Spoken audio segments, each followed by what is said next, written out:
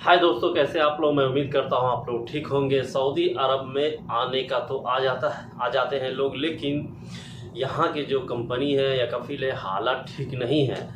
Saudi जशन के नाम पर जब लोगों को हटाया जा रहा है, कंपनी से टर्मिनेट किया जा रहा है लोगों को, और कई सारी कैटेगरी में आपको इस वीडियो में बताऊंगा कि जिस कैटेगरी से हटा रहे हैं, कंपनी कफील सब हटा रहा है लोगों को, इसकी आखिर हल क्या है दोस्तों। अब क्या कर सकता है लोग, जो इंडिया, पाकिस्तान, बांग्लादेश से लोग आ रहा है, वो क्या करेंगे। क्या उनको वापस देश जाना पड़ेगा या फिर उनको यहीं रहकर कुछ करके कमा के खाना होगा। हम इसी पे बात करेंगे दोस्तों कि आखिर मसला क्या है कि इस तरह से कंपनी हटा रहे हैं, आखिर क्यों हटा रहा है, किस लिए हटा रहे हैं, सब हम आपको बताएंगे।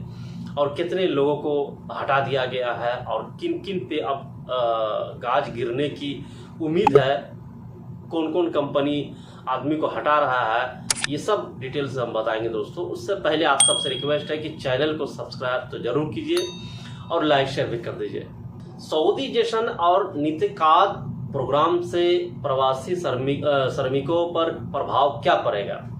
सऊदी जशन या नितकाद प्रोग्राम सऊदी अरब की एक पहल है जिसे श्रम और सामाजिक विकास मंत्रालय द्वारा लागू किया गया है, जिसके तहत सऊदी अरब में कार्यरत कंपनी प्रतिष्ठानों को सरकार द्वारा निर्धारित कोटे प्रतिशत के आधार पर सऊदी नागरिकों को नियुक्त करना अनिवार्य है। एक तरह से कहे तो सऊदी हुकूमत अपने नागरिकों के लिए जॉब आरक्षित करते जा रही है। सऊदीकरण योजना कोई हालिया नीति नहीं है, ये अभियान 1985 से चल रहा है, लेकिन पिछले 5 सालों से हुकूमत सऊदी जशन नियमों को कड़ाई से पालन करवा रही है, सख्ती से। इसी तरह की प्रक्रिया अधिकांश गल्फ देशों में भी चल रहा है। सऊदी अरब में ये कार्यक्रम चौथी विकास योजना और विजन 2030 के तहत चल रहा है। सऊदी अरब में बेरोजगारी दर 2019 में 11.6% पर पहुंच गया था। बेरोजगारी पर काबू पाने के लिए सऊदी जशन को सऊदी अरब में पूरी ताकत से लागू करने पर जोर दिया जा रहा है। सरकार का उद्देश्य 2030 तक बेरोजगार दर 7% से नीचे लाने का है। सऊदी विजन 2030 के सुधारों में एक प्रमुख प्राथमिकता ये भी है कि देश को तेल पर निर्भरता कम करे और अर्थव्यवस्था में विविधता लाने के लिए यह एक राष्ट्रीय रणनीति है। सऊदी अरब 2020 तक विदेशी श्रम बाजार पर बहुत अधिक निर्भर था। एक सवाल ये भी है कि हम जैसे लोगों पे जो बाहर से आए हुए हैं, इंडिया, पाकिस्तान या बांग्लादेश, नेपाल से आए हुए हैं, उन पे क्या प्रभाव पड़ेगा।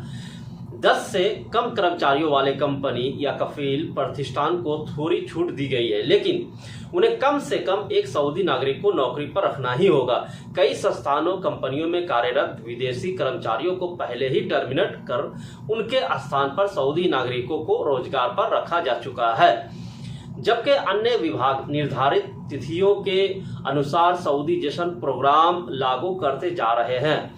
उदाहरण के लिए मार्च 2020 से डेंटल क्लिनिक नौकरियां सऊदी के लिए आरक्षित हो गया है।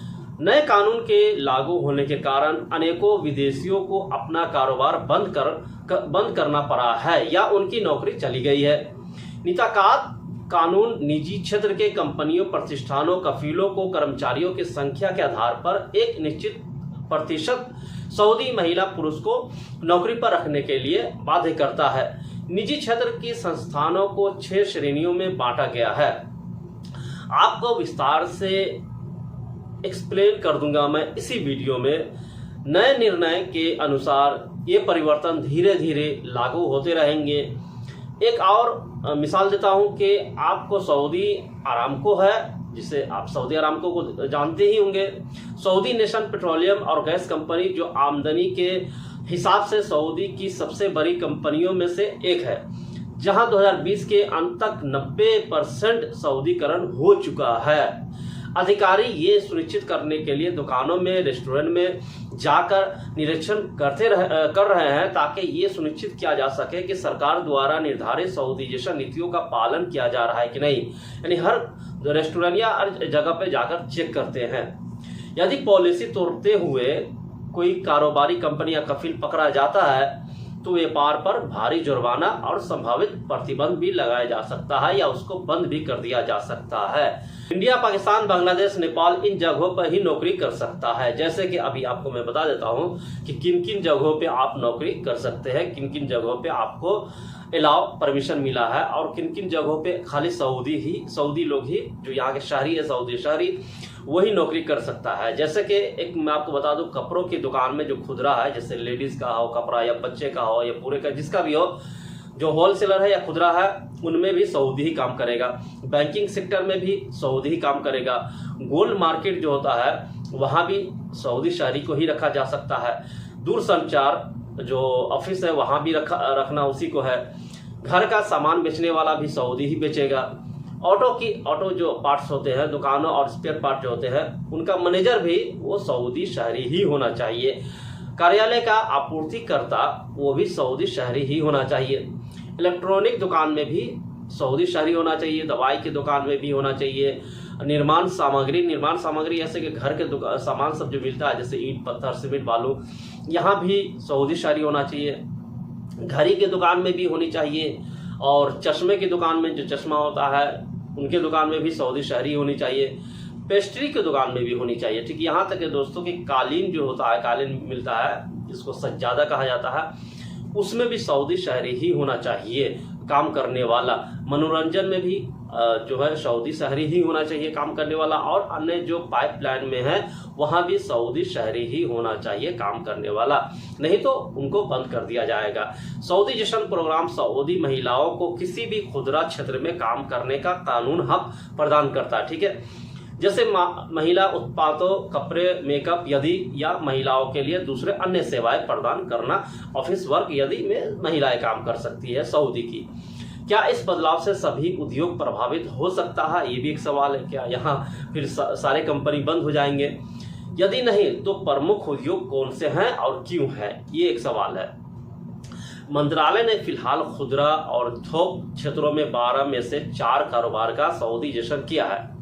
जिन 4 कारोबार का सऊदी जेशन किया गया है उनमें कार और मोटर शोरूम, पुरुषों और बच्चों के लिए तैयार वस्त्र बेचने वाली दुकानें, घर और कार्यालय के फर्नीचर की दुकान, यदि उदाहरण के लिए घरेलू उपकरणों से संबंधित दुकानें शामिल है।